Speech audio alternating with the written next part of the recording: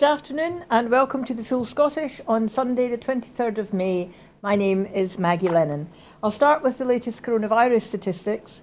As of 2 o'clock yesterday, 370 new confirmed cases of COVID-19 were recorded. This figure includes missing data from the UK government testing sites from the day before. There were another day of 0 reported new deaths of people who've tested positive. 3,096,341 people have received their first dose of the COVID-19 vaccination and 1,799,956 have received their second. At weekends, only statistics on new cases, deaths and vaccinations are updated. Since the start of the pandemic, a total of 1,993,798 people in Scotland have been tested. Of those, 1,762,516 tests were confirmed negative and 231,282 tests have been positive. And sadly, to date, 7,664 people who tested positive have died from COVID. I'm welcoming to the studio today, although remotely, my guest Heather Anderson, SNP councillor and organic farmer, and SNP spokesman for international trade at Westminster, Drew Hendry. Welcome to you both. Hello. COVID's very much in the news at the moment, not least because of the Indian variant, which is causing concern. But Dominic Cummings, is stirring up a hornet's nest. He's due to appear in front of a parliamentary committee on Wednesday, but he's decided to take the initiative and yesterday published an extraordinary list of round about 50 tweets, really throwing Boris Johnson and Hancock under the COVID bus. I don't know if any of you, Drew, have you seen any of Cummings' tweets? Yes, I've seen some of them. It is, as you say, quite extraordinary, but it's like seeing a battle between two of your least favourite people, particularly over this issue where there's been, such incompetence and subterfuge from Westminster. Obviously, when you're managing a pandemic, the key thing is not just to manage the disease, but you have to manage the people who are being affected by the disease. And generally, at least the Scottish Government, although they haven't really made a massive difference in approach to the rest of the UK, at least the way that they've presented it, Heather, has been seen as open and transparent, very much in contrast to the way that the UK government has done. But given the claims that Cummings is making about the lying, about the deceit, about the incompetence, doesn't this risk throwing a pall over the whole Four Nations approach? And by association, isn't that going to raise questions about how the Scottish Government has responded? Should we have done things more differently? I think the thing that's important here is the Scottish Government has actually established itself as acting independently and acting with complete authority and authenticity and doing its best and admitting when it makes mistakes. So I don't think we'll be tarred with that brush. One of the things that I found staggering and important to notice in Cummings' tweets is he was criticising the press for just taking every line they received from Downing Street, hook, line and sinking, and not questioning what Matt Hancock was saying, not questioning the lines that were being thrown and just reporting them. So I think the big question for us is how docile the press is in the UK and how it just does Downing Street's job for it and doesn't carry out any investigative journalism anymore. It basically takes the press releases from Downing Street, repeats them as if they're fact, and doesn't go after the truth. And that's one of the things that we need to pursue the press on. Well, Drew, that's certainly been that's the basis really of Cummings' tweets, isn't it? He's really having a go at the press by saying that they've been lazy and swallowing this idea that herd immunity was never a priority or a policy. But it was, we know it was mentioned at the very beginning. So I'm not sure why he thinks that's news. But I'm wondering, now that we're getting so many people vaccinated, I think I think is it a third of the British population have now had their second vaccination, and obviously many more having the first. Given that numbers of serious illness cases in hospitals are down, given that deaths are down, at what point do we say, do you know what, actually, maybe a bit of herd immunity has to come into this and people really have to be able to get back to normal? When do you think that will be the case, if ever? Well, first of all, I'd just like to go back to something you said a minute or two ago about the different approaches that have been taken. There was clearly last summer a different approach taken by the Scottish Government over the UK Government. We were looking at a strategy of elimination. Obviously, you can never get to eradication, but that was the strategy. And trying to do that within, the confines of a four nations approach was obviously really difficult and turned out to be ultimately impossible. But that was because of choices taken by Boris Johnson's government at Westminster. And we've seen a lot of things being very frustrating in terms of closing down international borders and travel and so forth over that period of time. But to come back to the main thrust of your question about what time do you start looking at herd immunity? Well, herd immunity can sit in a positive place only when you've got enough people immunised, in other words, vaccinated with their two vaccines, so that there is an opportunity to get there safely with herd immunity. The idea that you would allow the disease to run amok to achieve that, as opposed to doing it through vaccination, is the real kind of difference in the story here. Now, like others, I wasn't partying to those conversations between in the UK government that Dominic Cummings was, but there certainly was a feeling last year that was the strategy, and it was. I challenged it in Parliament myself, that they were actively looking for a second wave, as opposed to doing the things that would prevent a second wave.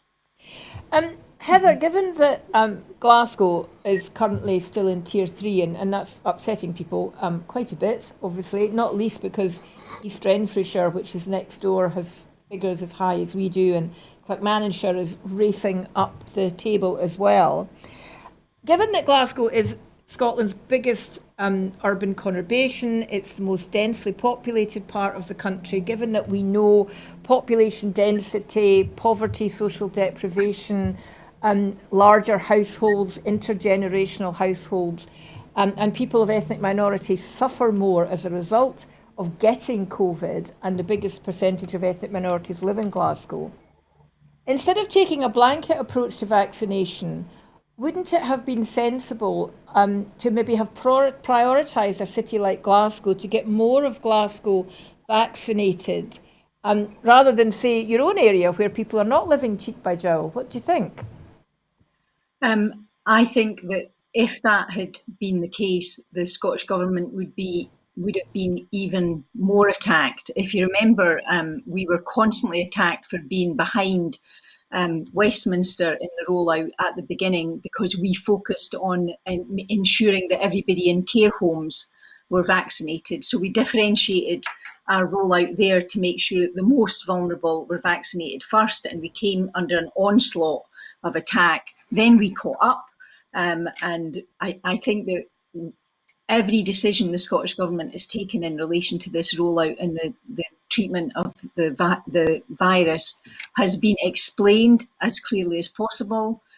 This morning, Hamza Yousaf was on saying it's not just the percentage positivity, it's the level of community transmission, and the issue in Glasgow is community transmission. And what they're doing is focusing on trying to do surge testing, increase vaccinations, and get this outbreak under control. So I think they've done everything they could to follow the data as well as they could and differentiate themselves. And the point was made during the rollout of the vaccine that if we had had control over our borders, we wouldn't have experienced the wave that came in after the summer holidays last year. So I think the Scottish Government's done a good job of explaining it's working, being honest about why it's taking the decisions it's doing, and trying to do the best. And I think that's shown in the polls that people trust them and acknowledge the work that the First Leader's done, the First Minister has done. Drew, the Cummings attacks, is it going to damage Johnson, or is it just a falling out amongst thieves and actually it won't make any difference to Johnson's position? Well, I think, these things should be looked at seriously. This is information from what was at the absolute heart of government. Many people felt that, most of the time Cummings was actually in control. So it should be taken seriously. It should be examined. This should be something that's scrutinised properly. I, like the First Minister, would like to see that inquiry brought forward a lot more quickly so that we can get to the bottom of all these things. But of course, the thing that Dominic Cummings has a problem is that he's been tarred with a brush of his own making with his credibility for his behaviour during the COVID lockdown, and that means that, as I say, you've got two very questionable individuals disputing a set of circumstances with it. But there's no doubt that there's some serious material there that needs to be examined very, very thoroughly and brought out. What impact that will have depends on whether or not anybody's got the gumption to take that further.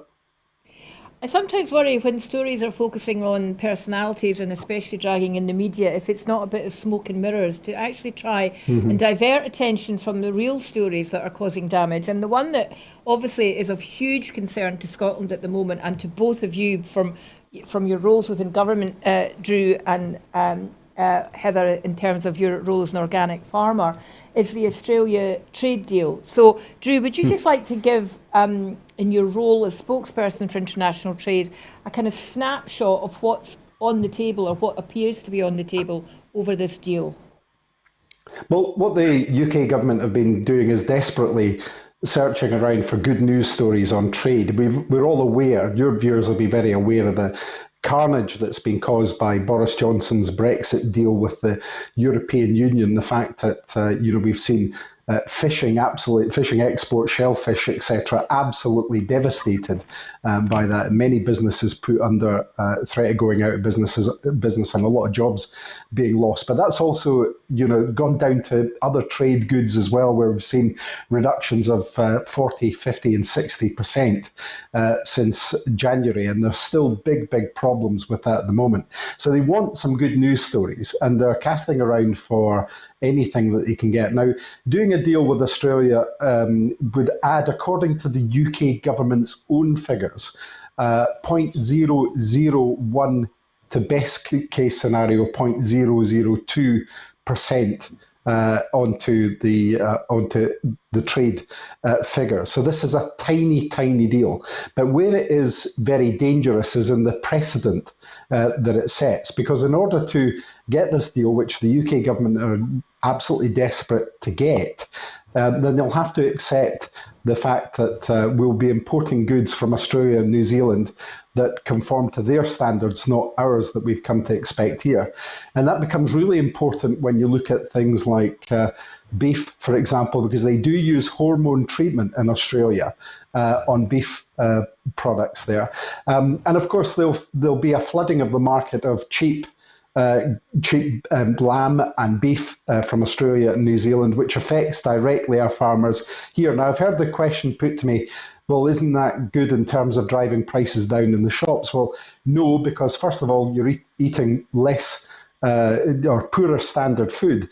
But secondly, if our producers go out of business, which many of them will, because it's not an easy business to survive in, then you reduce the competition and prices will just go up again. So this is a bad deal all round, but it's particularly galling when the Tories absolutely promised time and time again, and there's lots of evidence to this, to say that there'd be no effect on standards, and now they're ready to throw these out and open the door to all kinds of new impositions from future trade deals. America will want the same kind of deal, for example, so we'll see chlorinated chicken and other products flooding into the market here across the UK, and of course affecting Scotland in particular. Yes, in fact, in May last year, Gove is on the record on a video that's circulating widely on social media at the moment, saying that animal imports would have to be at our standards, and that was a red line that the government and the government's negotiators were not willing to cross. Heather, I know that animal welfare and food standards is something very close to your heart. So how is Scotland and Wales, which is the other part of the UK that have really come out strongly against this. Once again, we're seeing the Welsh and Scottish governments having a united voice on this.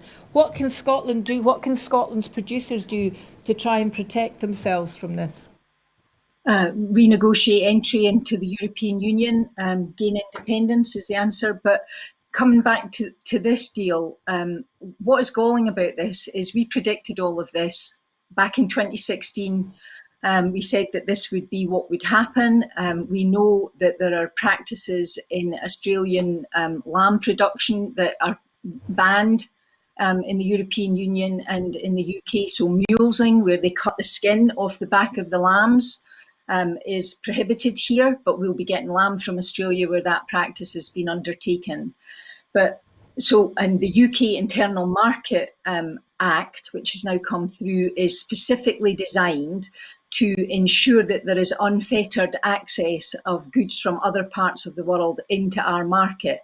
And it specifically removes the ability of the Welsh Government or the Scottish Government to protect our own produce.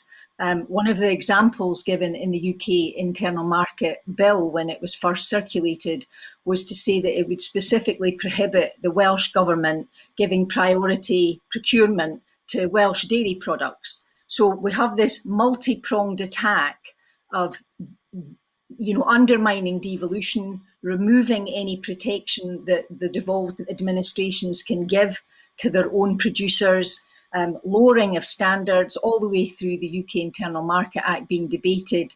That Westminster, the Commons, refused to accept amendments from the Lords around animal welfare. So we know that they don't care about that. The whole thing about the UK Internal Market Act is it removes the ability to have proper traceability, because we're trading on World Trade Organization standards. And finally, the other really serious thing about this act is what precedents it sets, as Drew says. So what we know is that if you give zero tariff, access to Australia, even if you stagger it over 7 years, it sets a precedent. And the real worry is Brazilian beef, because Brazilian beef is a third the price of beef produced in this country. And you've got this great parallel at the moment of the European Union is refusing to sign the Mercosur deal with Brazil, Argentina, Paraguay and Uruguay, because they're saying Brazil has to meet the Paris climate change targets, and they haven't done that. So they're not going to sign the deal. And they're also wanting a commitment from Brazil on not continuing to deforest the Amazon. So deforestation in the Amazon was at a 12-year high last year. So the EU are refusing to do a deal with the Mercosur countries because of climate change issues. We're basically setting up a precedent with Australia, which would mean that we would be setting up the right for Brazil to ask for tariff-free access here, for low environmental standards, low welfare standards. It's all bad news for Scottish farming, unfortunately. Drew, it's been widely condemned, not just by devolved administrations, by individual parliamentarians, by farmers, by the National Farmers Union. And there's a real list of potential outcomes being mentioned: lost livelihoods, collapsing rural businesses, families driven off the land. Does this have a potential to seriously damage the sustainability of rural life in Scotland? Well, it's worse than that. It has the possibility to be the final nail in the coffin for a lot of people who are trying to make a living on this. This affects, crofting. It affects farming.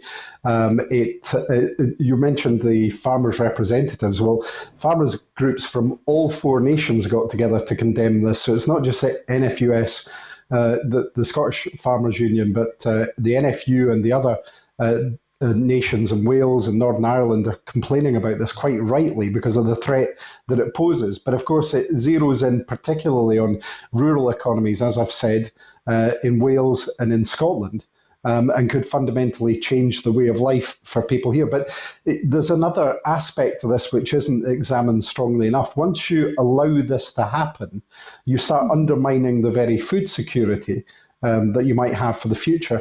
Very few people, when you turn land over from farming to other uses, it very rarely goes back into farming use. And if we allow this attack on farming, if we allow this attack on our food sustainability and food security to continue, then it has really serious implications into the future about how we're going to live, how we're going to make sure that we feed ourselves. And as I say, we risk being at the mercy of others in terms of what we're paying for these things. So it's a false economy to be looking to import cheap goods, cheap food goods that we already produce here ourselves, let alone the effect on the additional carbon usage from transporting goods that we could eat and consume here thousands and thousands of miles.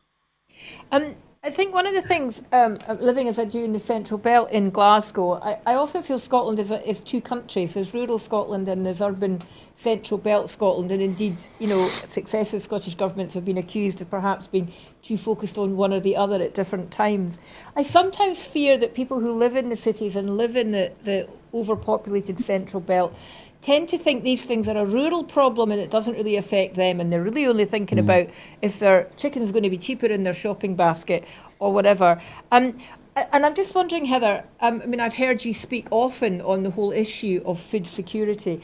How do we get that message out to people in the cities that this is a national issue, a national problem? It isn't just for people who are living in the country, that if we don't take a stand on this, and if we don't have a clear set of policies to mitigate against this and how we would do things differently should we have the powers, how do we get that over to people in the cities? Well, hopefully in your life you need a lawyer maybe 1 or 2 times. You need a priest and a minister a couple of times, but you need a farmer every day. No farmers, no parties, no food. So actually being able to produce your own food, and for Scotland, that diversification into doing a lot more horticulture and being much more self-sufficient is vitally important. But trade has also been very, very important to Scotland through its whole history. So access to world trade is vital for us because we're not great at growing oranges and we're not fantastic at bananas. So we've always traded. And being taken out of the European Union basically removed us from the biggest free trade bloc in the world, who actively support Indigenous farming, right? So we're at huge risk now because there is no interest from the Westminster government in protecting Indigenous food producers. And that's a very dangerous place for a country to be.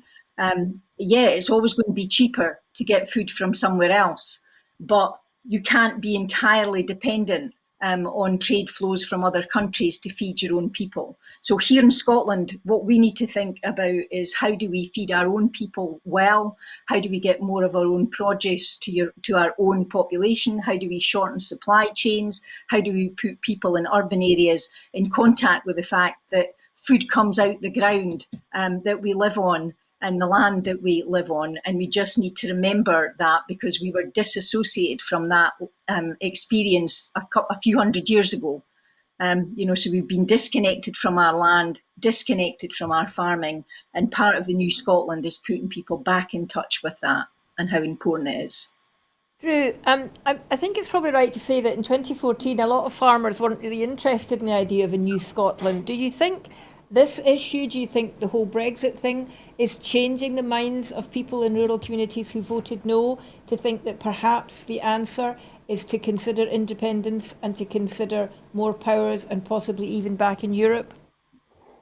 Well, without question, when you speak to many people who were, still unconvinced or voted no in 2014, particularly those in the farming community, you can see a real change of view now, particularly over the treatment that Scottish farmers have had over Brexit. They've seen in recent months the debacle that's unfolded over those who were promised the sea of opportunity in fishing, and we've seen that just be an absolute catastrophe for the industry there. So there's there's clearly a lot of people have seen that, have changed their view.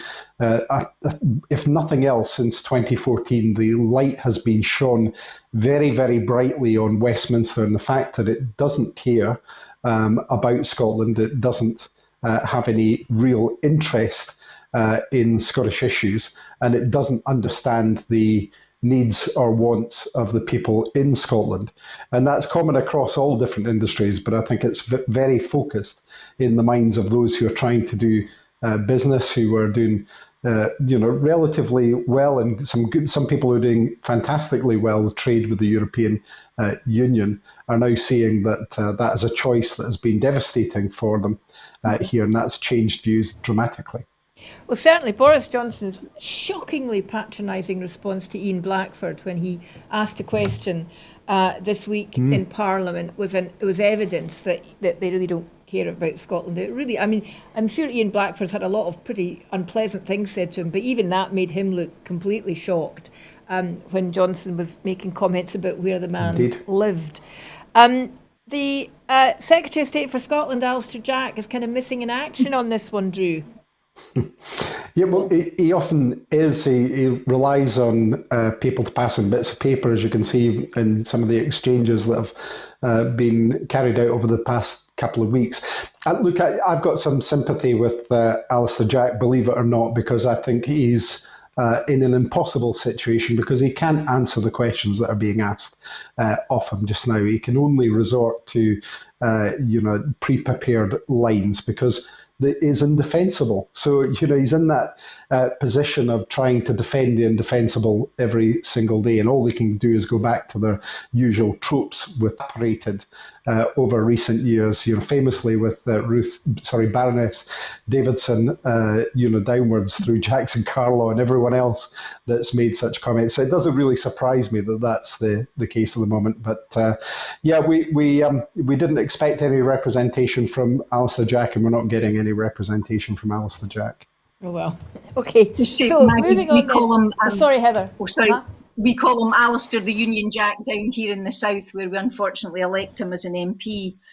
But I do think there has been a change in attitude because of the endless betrayals. The fisheries were betrayed. We're now looking at a 98% drop in exports of salmon, complete decimation of the shellfish exports, 91% drop in beef exports. So I think they're now seeing the writing on the wall, and the huge amount of trust that was bestowed in the Tories to protect the farmers is beginning to crumble because they're seeing that they're not delivering and they're not interested. And even the NFU, who put great faith in common frameworks, are now finally understanding that the common frameworks are not legally binding, and they're not going to be. There's a new bill going through on the control of domestic subsidy, which could give control of farming subsidy to Westminster. And I was at a meeting where it was explained to me that the common frameworks were not legally binding, they were just advisory. So I think it's beginning to be clear that the voices of farmers in Scotland are completely ignored. Well, it may be late in the day, but if the penny is dropping, then that's to be welcomed. Moving the spotlight internationally for the next couple of stories, we're in the third day of the very fragile Palestinian-Israeli ceasefire that was brokered by Egypt on Friday. At least 248 Palestinians are dead in Gaza following the bombing by Israel. 66 of them are children. There are 12 Israelis have died, and 2 of them were children. We've talked before on this programme, Drew, about the level of proportionate response from Israel.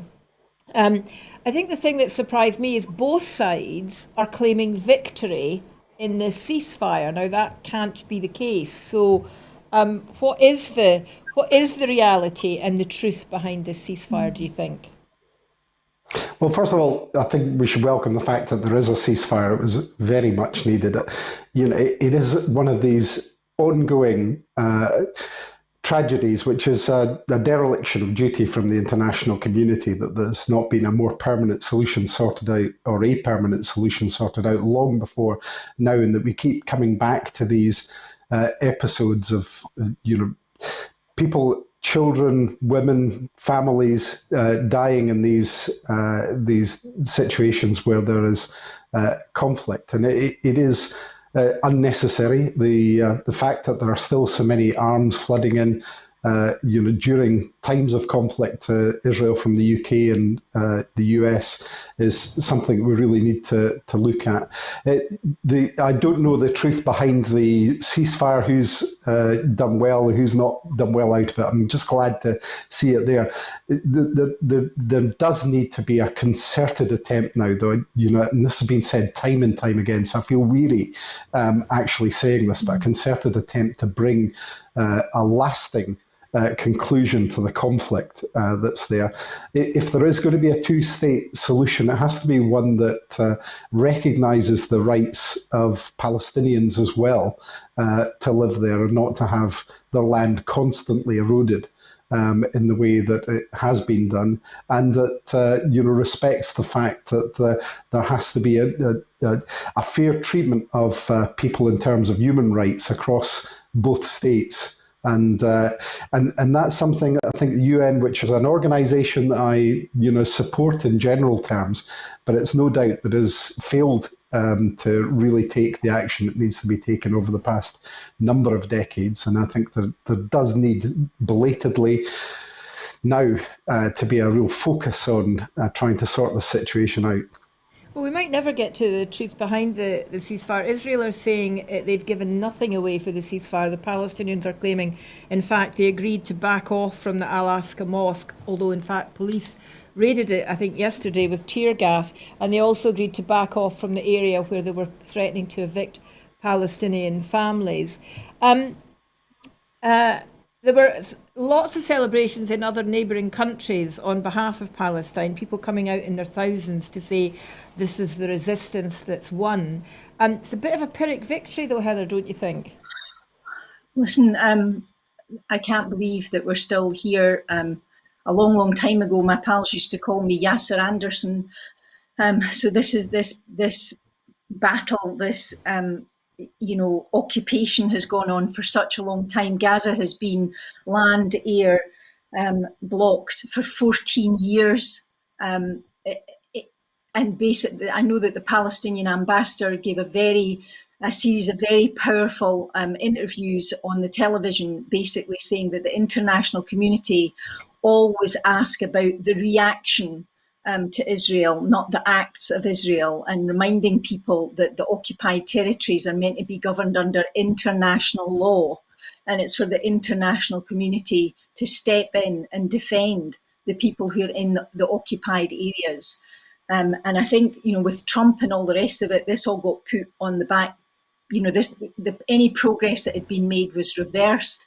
I think what's happened in the last couple of weeks has put this very firmly back on the international table, and the need for international intervention to protect the Palestinians, to protect their rights under international law, and seriously begin negotiations about a two-state solution. One of the politicians who was on Channel 4 News from the Knesset, Tamar Zandberg, said that every time a problem is solved through a military means, it fails. And actually, this comes down to people sharing a small area of land together, and there has to be a two-state solution negotiated. So it's absolutely horrendous what has happened. It's terrible feeling so powerless to be able to do anything, but hopefully the international community will now pay attention and take seriously the fact they have to intervene. I wonder if your nickname comes from the fact that you're originally from Dundee, as am I, and of course Dundee was famous for twinning with Nadloff, and it caused quite a stink. Seriously though, there's some indications, although Biden is still sticking very much to the Israel has the right to defend itself against terrorist attacks, so automatically putting the Palestinians in the terrorist camp, and to my mind, nowhere in the world epitomises the old university debating motion that one man's terrorist is another man's freedom fighter than what happens in Palestine. But that's Biden's line. But there's some indications, Drew, that within the Democratic caucus in Congress, that line isn't popular. Congress is now much more diverse than it's ever been. It's a younger body of Democrats. And amongst young people in the United States, there is a real sense that this line of support for Israel at all costs isn't valid anymore. So do you expect to see any changes in Biden's foreign policy? He has at the moment got the advantage before the midterms of having control over Congress and Senate. Would this be the time for him to take a different line, and what difference would that make? Well, firstly, I think it's important to say that nobody, wherever they live, deserves to live under the threat of bombs falling down on top of their head. But yes, you're right. I think the actions of the United States are critical in getting to a solution with this. The fact is that the Senate, the Congress is more diverse and hopeful rather than have the high expectation that there will be a change of tone. When we talk about limited progress, I think that's probably the best that we can hope for at the moment in terms of the way that the United States moves towards this situation. And if there is to be limited progress, it's going to become clear. It's going to be a result of that increased diversity and those voices that are heard off from the normal voices that we hear. In terms of Biden himself, he had the opportunity, I think, to take a stronger line. I think we were all hoping for, a stronger line. I think he's wavered quite a bit on there. I do hope that what he'll do now is go back, listen to some more progressive voices within his sphere, and come back out and try and make as I said earlier, a far more concerted effort to get a solution to this problem, because there are just far too many people who are suffering the misery of this conflict, and that is particularly devastating, as you've read out from the numbers earlier in Palestine, where there just is a disproportionate effect in terms of the deaths in families in any of these outbreaks of conflict. Staying with the States then, it's a year since George Floyd. What difference has happened as a result of that, Heather? Well, I think there has been a shift. It's terrible that you have to see footage of a man being killed over 9 minutes and 23 seconds to get the reaction. But I think that there has been much more awareness of violence against Black people, the much higher levels of Blacks in America who are killed in custody. But I think it's had ramifications around the world. So just that whole issue about us all reassessing our shared histories, looking at slavery, the role of Scotland in the slave trade, requests to look at the curriculum for excellence to say how do we educate people about race, racial, the history of the slave trade and the history of colonial Britain. So I think there is this move towards saying, can we become conscious and more honest about our past and our history? Like Scotland's had to learn its own history because we were never taught it. And it really feels that we're at a point where the history of African and African Americans might be taught differently so that we have different attitudes. So hopefully that is the positive legacy. We'll have to move from just focusing on taking down statues and changing street names to changing our consciousness of our need to share the planet and recognise the history that we both share and our responsibility for that. So hopefully... Interesting you mention street names and statues, because that has been a very, very visual impact. There have been a lot taken down, a lot of images and tributes to slavery and the Confederacy in the States, over 170 statues of Confederate heroes have been taken down, but it still leaves over 2,000 tributes and 700 statues. But that also was the impact kind of around the world. 26 million people, it's estimated, protested around the world over George Floyd, which is a big number, but I mean, it's the size of the world, it's not huge. Just sticking, Drew, for a minute with this issue around understanding our own histories and the history of slavery. Scotland has for a long time, I think, not out of any nasty or deliberate effort to hide the impact of slavery in Scotland. I don't think people really knew what the impact of slavery in Scotland was, or Scotland's involvement. And that's something that in the last few years really has been shone upon. In 2000, France was the first, and I think remains the only country in the world to recognise slavery as a crime against humanity. Scotland could take that position, couldn't they, Drew? We could make that as part of our commitment to human rights. Well, absolutely, and I think it is right that that's acknowledged. It's somewhat shocking that it's that so few countries have actually put that into statute. If that's the case, it's not a statistic I was aware of before you mentioned it there. But I think what we've seen is that there is a realization now that we have to learn more about our history.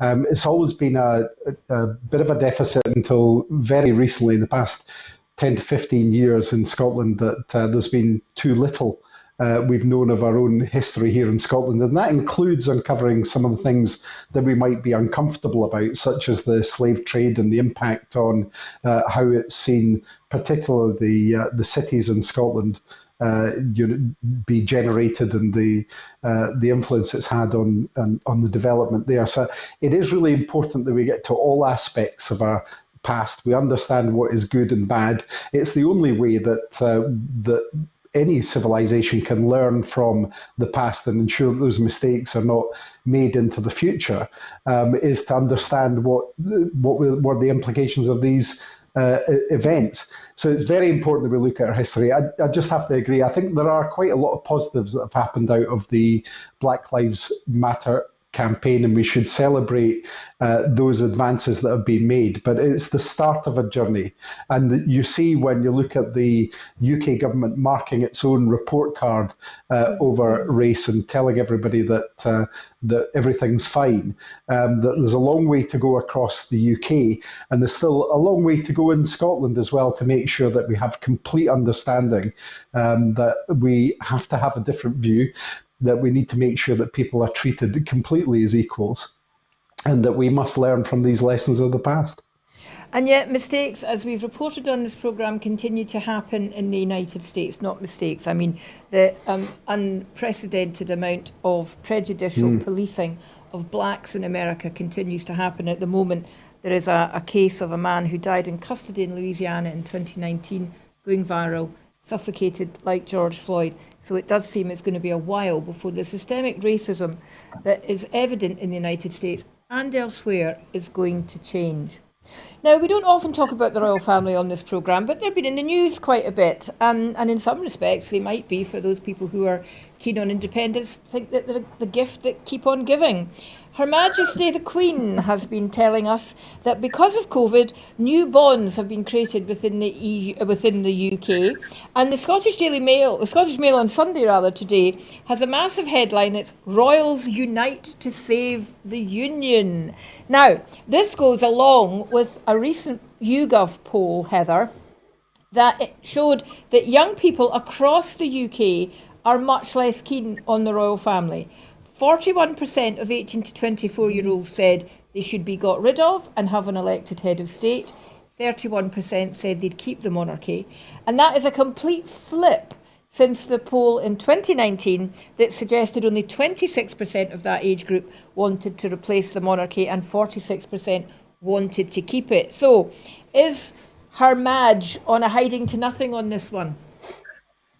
The times they are a-changing. Aren't young people great? So just the huge percentages of young people who support independence. These were UK figures, so I don't know what the percentage would be of young people in Scotland who have a view about the monarchy. But it's just part of that churn, isn't it? That we're getting to the end of a certain way of seeing the world and managing the world, and a new world is emerging. And the positive things about that are increased tolerance, more a desire for more equality, tackling racism, and just not seeing the need to have a hereditary monarch anymore, and actually having a democratically elected head of state. So I'm really glad to see this train coming. Drew, what would you rather be, a subject or a citizen? Well, I'm glad to reaffirm the fact that the people of Scotland are, of course, sovereign. And it's up to the people of Scotland. And as we see, more and more young people are choosing to look at a different future for themselves. It's up to the people of Scotland to decide what kind of head of state they want. And that's absolutely right. Some people support the idea of a monarchy, like it for different reasons. A lot of people don't, and think it's a waste of resource and a drain. But ultimately, it's up for the people of Scotland to decide in future what they want to have as their head of state. And I think that's absolutely the right way to go. And you're a person in Scotland, but you're not prepared to tell me what your preferred is. Oh well, look. I don't have anything against the royal family as such. I'm sure that they're all lovely people, and I'm sure that they all work hard. I'm not somebody who believes in a constitutional monarchy. Personally, I don't think it's necessary, but I also don't think it's very high on my agenda at the moment. I would like to get to a point where we're an independent country. And as I say, I think the important thing is to give the choice over that to the people of Scotland. It's up to them to decide what they want. So my views on that, might be interesting to some people, but it really is the views of the people of Scotland that are paramount, because they are, as I said at the beginning of this piece, they are sovereign. Nicely dodged, Drew. Heather, I'm not sure I would agree with Drew that they're probably all very nice people. I mean, I don't think Prince Andrew's a very nice person. And I'm not really terribly sure what to make of the recent chest-bearing angst-ridden Sussexes. Do you think some of these issues are the things that are changing people's opinions, particularly the Prince Andrew I think uncoverings, as it were? Yeah, I think the sort of skeletons in the closet that come out don't do the royal family much good. I do want to say that we did have Princess Anne, HRH Princess Anne, come to our farm. And what I am glad that they support is organic farming. So both Princess Anne and Prince Charles have been strong proponents of organic farming in the past. So it's not personal, it's to do with democracy. And there was a nice bit in the opening of the Parliament where the First Minister swore her allegiance to the people of Scotland, who were sovereign, before taking the oath to the Queen. So we just have a different attitude in Scotland, and we're more open to a more democratic process, hopefully. So what you're saying, being loved bombed by the Windsors is not going to...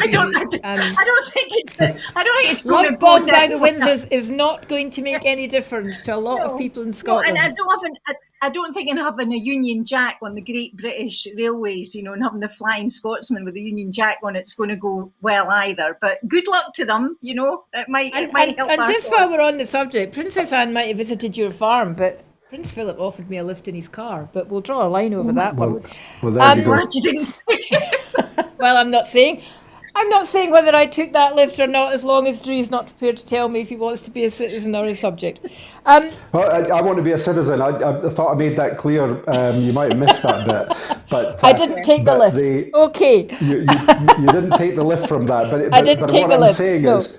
What I'm saying is quite clearly the people of Scotland are sovereign, and it's their choice. Indeed. And let's hope we get that choice sooner rather than later.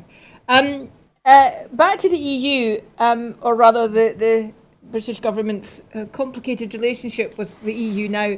We're hearing quite disturbing reports that EU citizens, people with settled or pre-settled status, 4.9 million people in Britain who live in Britain are EU citizens with settled or pre-settled status, are having problems getting back into the country. The UK Border Force are using threatening behaviour, threatening language, and people are really concerned that they're not going to be allowed back into the UK if they leave for any reason, despite the fact they have the legal right to do it. Now, it's not clear whether this is, Heather, just another sign of the total lack of respect that UK Border Force are showing people under Priti Patel's watch, or whether it's just UK Border Force people have not been trained and they're a bit thick.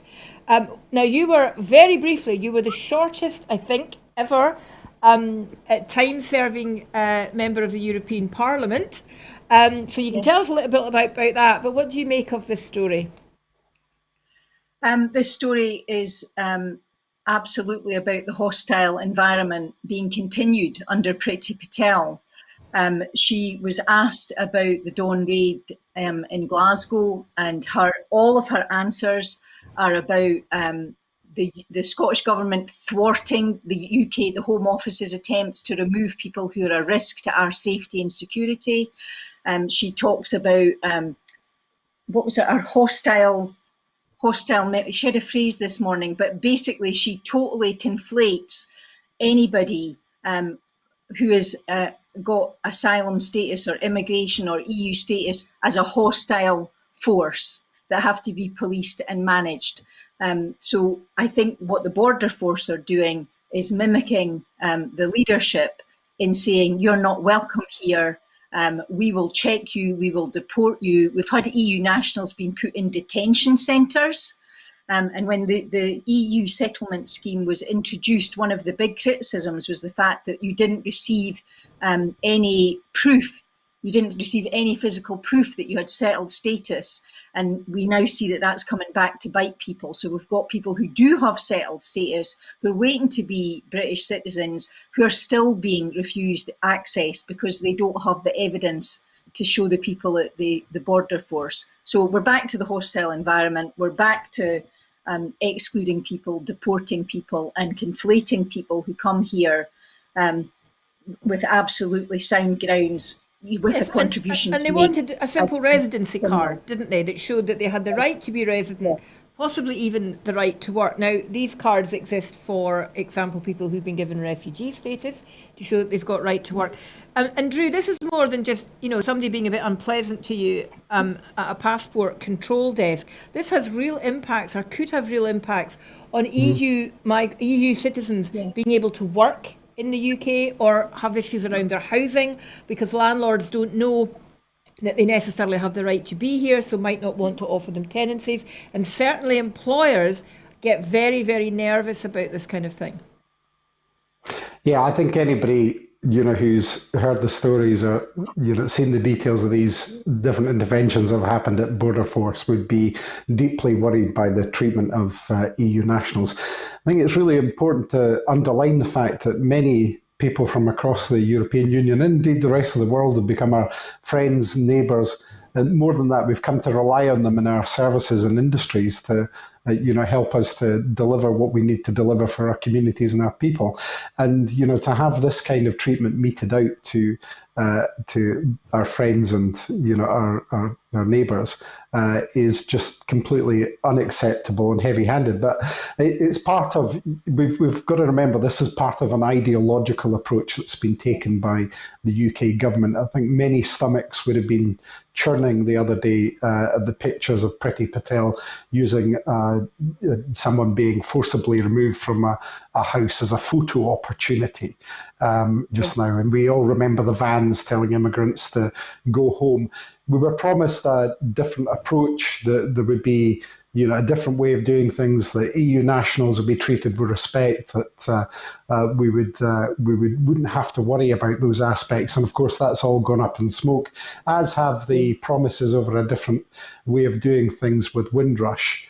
After the Windrush scandal, where they said they would learn lessons. There are clearly no lessons being learnt here, and it's another really important lesson for people to understand, that if we want to be able to treat people properly, to encourage people to be here for the purposes of helping our communities and helping our country, and to add to our economy and other reasons, then we really have to treat them with respect, and we can only do that with the full powers of an independent country. And it's high time that we had powers devolved to Scotland. But of course, ultimately, the best way to do that is to make sure that have the full control over that by being independent.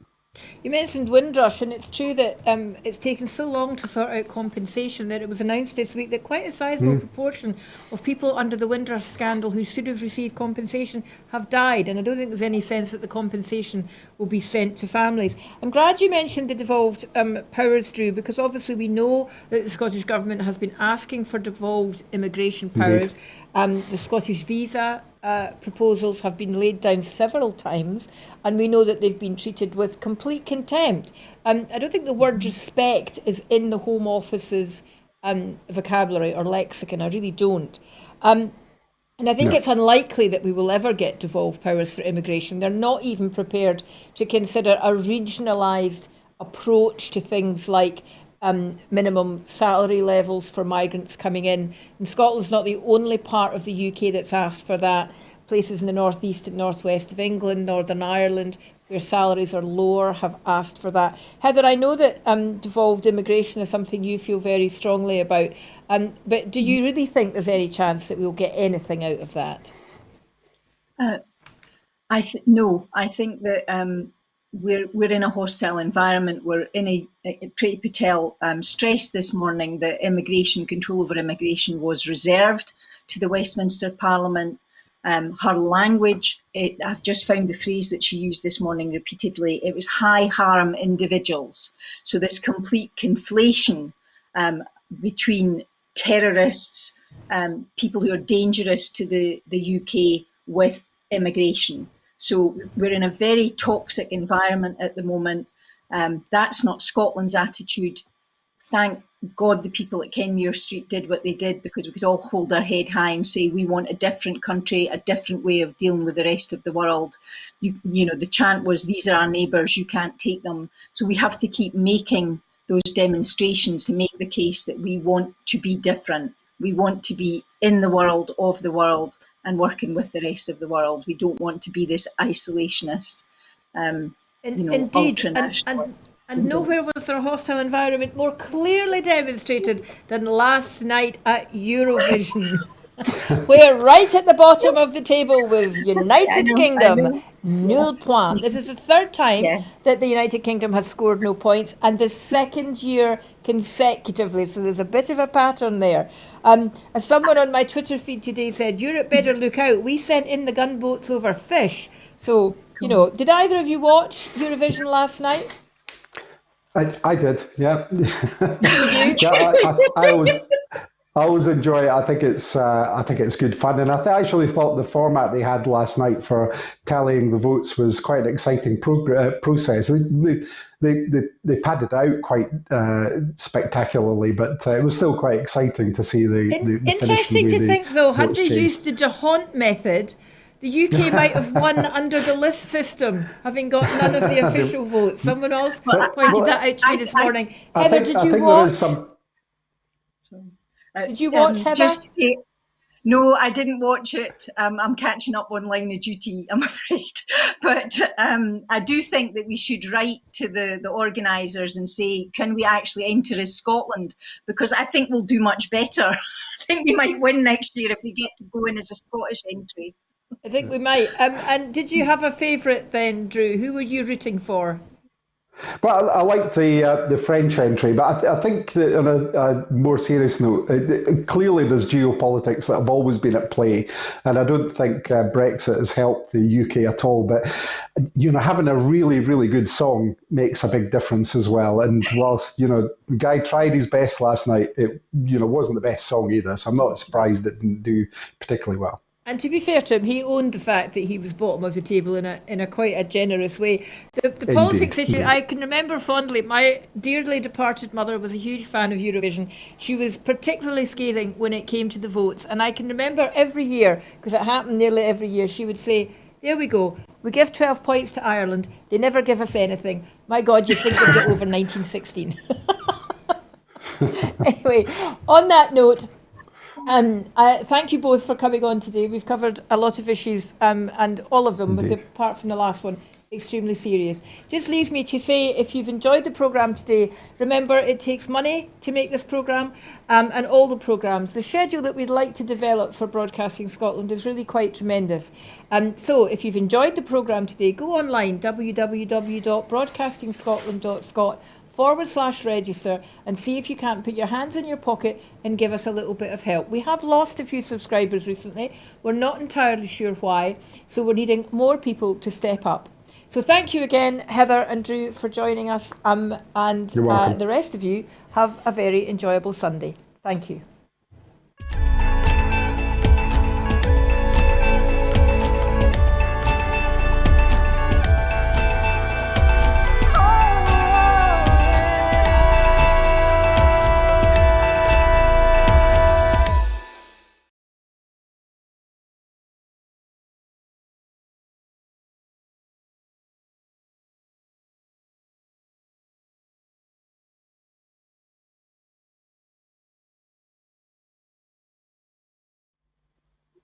Thank you both very much.